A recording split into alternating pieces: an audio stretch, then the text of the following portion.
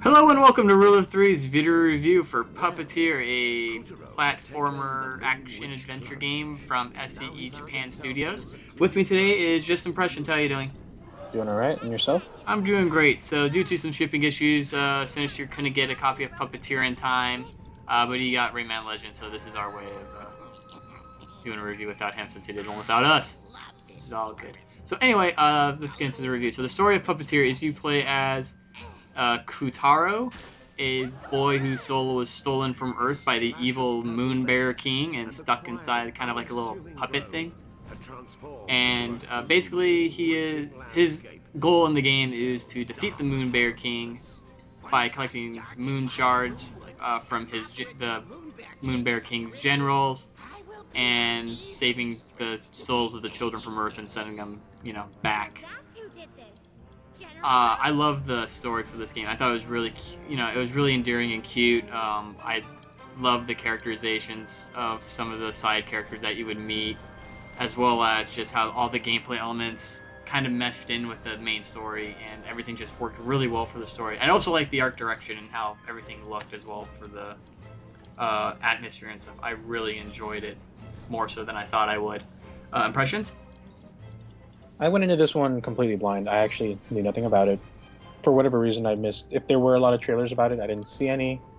And I actually, because that happened, I just didn't even read the synopsis when I got the disc. So it was pleasantly surprised when I going through it. It was very charming, very quirky, and overall fun experience. Yeah.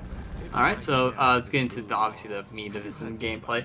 So like I said, this is a platforming game. You are jumping over things, getting platform to platform as you explore the world of the moon. Because I forgot to mention, the game takes place on the moon. And on the whole, I thought the platforming worked very well. Some of the parts were a little dangerous, and then I'll talk about the scissors in a little bit. But I like how they use the scissors to enhance kind of how you got around. Impressions? I think the platforming worked pretty well. It was very reminiscent of Little Big Planet. I wouldn't be surprised if that came to mind for everybody. The difference with this one is, whereas Little Big Planet was a huge map that, like a huge 2D map that you would navigate, and pretty much, depending on how it's laid out, it just basically was one long side scroller. Puppeteer, on the other hand, was a fixed screen, and then they basically have these, pop-ups that change the platform. It's like a dynamic platform, like where you're pretty much moving in the same two-dimensional space the entire time, except what moves instead is the platforms around you. Right, and that was to give you the, this is supposed to be a puppet show kind of feel to it. Yeah, the puppet marionette era kind of style of performance. So I thought that was really clever. I've never seen anything like that before. Yep, so let's go into the next thing, which is the pair of scissors. You get a pair of scissors, I believe, called Calibris. Yes. It's a magical pair of scissors that allows you to basically cut up the Moon Bear's enemies, as well as interact with some of the background stuff. And use it for attacking enemies and getting around like I said, with platforming, it allows you to do a lot more stuff. I actually really liked how they worked in the scissors with the game, especially with, there'd be like pieces of rope you would cut along, and that speeds you up depending on, how fast you're pushing a button. Or you had to cut up like a plant, so you had to make sure you had enough leaves to keep cutting, so you didn't run out of stuff to cut and then fall. I really enjoyed how they implemented the scissors to the platforming, and the scissors themselves I thought were really cool. Impressions? It's a really clever mechanic. I honestly, again, going into this game blind, I'm surprised. I mean, it seems to make sense as far as the whole flavor of it all goes, where it's puppeteer, and what empowers a puppet is scissors, metaphorically speaking. I just thought that was an interesting metaphor. I don't know if they were going for that, but that's kind of what I got out of it. Probably, puppet has the strings. Yeah, and granted, there were no strings. At least not that there. It's like they were. It's implied that they're there, but you don't really see them.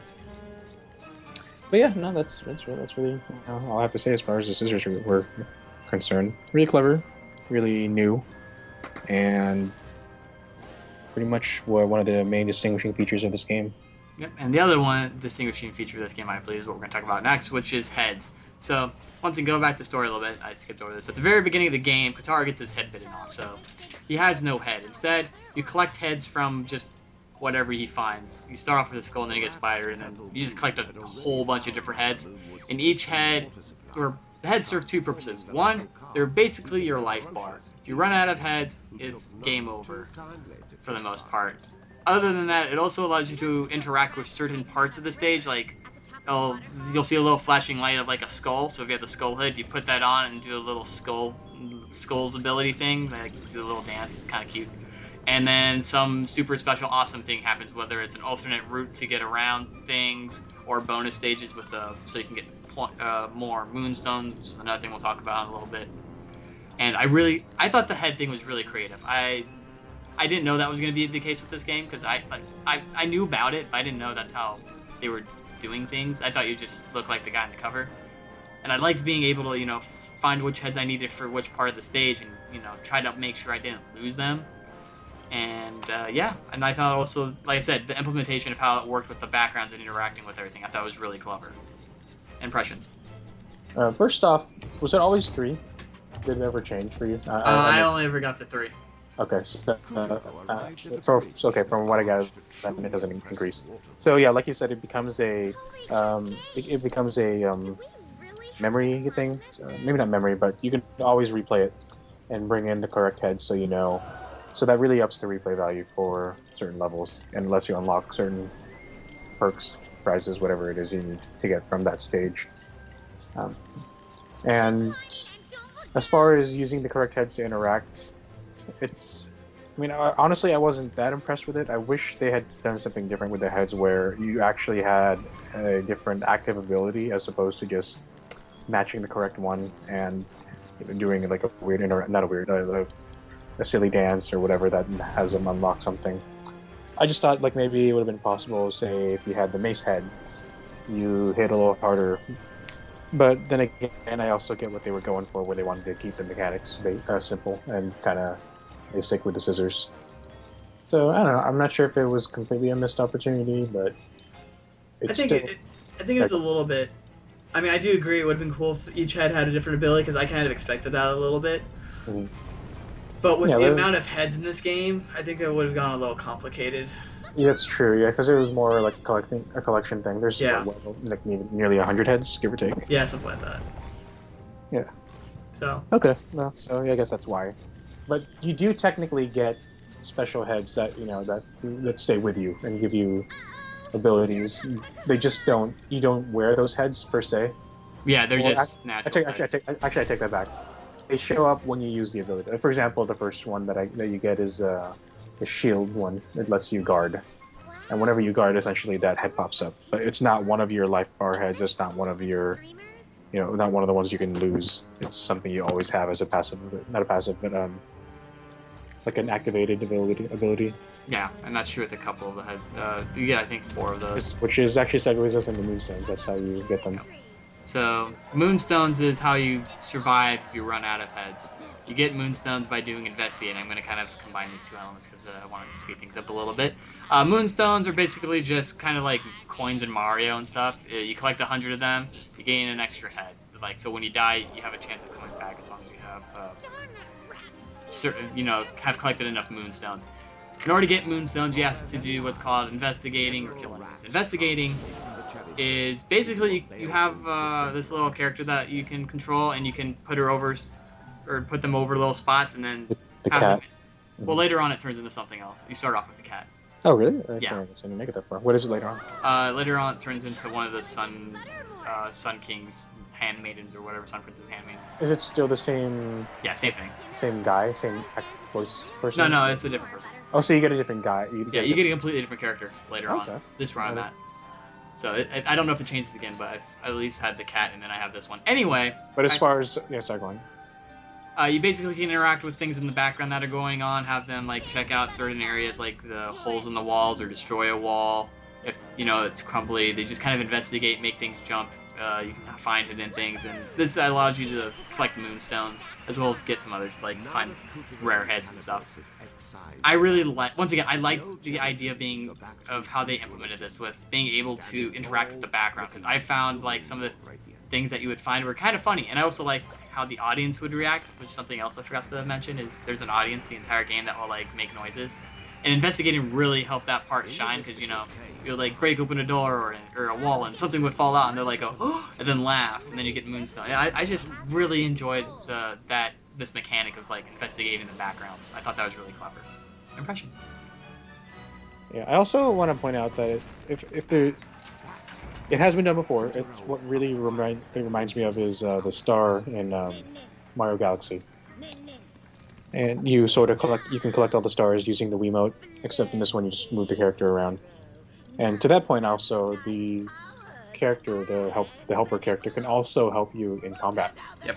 And it's actually quite overpowered, I came to realize. I actually did play this game with a friend, and basically one player controls Putaro, the other one controls the helper character. And for the most part, if you collaborate perfectly, if you can collaborate well together, you can essentially hold the entire enemy at bay, whatever huge thing it is.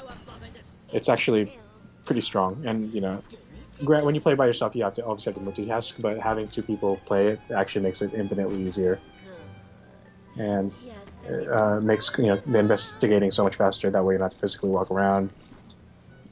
So yeah, it was a good device. It's been proven before in Mario, and they were smart to take advantage and make their own version of it in this game. Alright, so with that, we'll go into our ratings. Here at Rule 3, we do not use a point number system because I don't like doing math for games. I don't think that's the right way to do it. Instead, we use a buy, rent, pass system. A buy means that we think it's worth the full price of the game, whatever the developer wants on release. The game is just that much fun, has that much, replay value, or whatever it is to, warrant whatever the developer wanted at release. Rent is a twofold. It means, the game, it was okay, it was fun, but maybe not worth the full price, so wait for it to go down in price, buy a used copy, rent it from Gamefly, Redbox, whatever you can find it on. But, it's not quite worth full price. Pass means that, obviously we didn't like it, and we never want to see the game ever again. So I'll go first. I give Puppeteer a buy. I didn't think I'd like this game as much as I did. I fell in love with it after like the first level was over. I just like the charm, the dialogue between characters, the atmosphere, all the gameplay mechanics. I thought everything worked really, really well, and I enjoyed this game a lot more than I thought I did. Impressions? Before I give an answer, real quick, what was the price of this game? Like, I want to say 40. Okay. I forgot 1 point. Well, I mean, like, release price is 40? Yeah. Okay, then, yeah, I will say buy. I was going to say this is not a $60 game, just because of, the nature of it all. It seems, very simple, not too graphics intensive, but creative and charming in its own way. If it was $60, I would have gone down to a rent, or, wait for it to get cheaper. But as a $40 game, then definitely, I think it's worth buying. So there you have it. You have 2 buys for Puppeteer. Thanks for listening, everybody. Make sure to leave comments below for entries into the Batman Arkham Origins giveaway we're doing, as well as liking us on Facebook, Twitter, subscribing to his channel, obviously. Next week we are doing, I believe, Grand Theft Auto. Yes. Probably one of the most anticipated games of this decade. We will be doing a review for that. By then, everybody probably listening has already played it and has their own opinion. But we're gonna do we have to do our official review on it, obviously. So that'll be next week. Make sure to check out the website for updates and written reviews. Unfortunately, we had some technical difficulties with a lot of stuff lately, so we're trying to, recover from that. Hopefully this week allows us to do that. So thanks for listening, everybody, and always remember to trust in the rule of 3.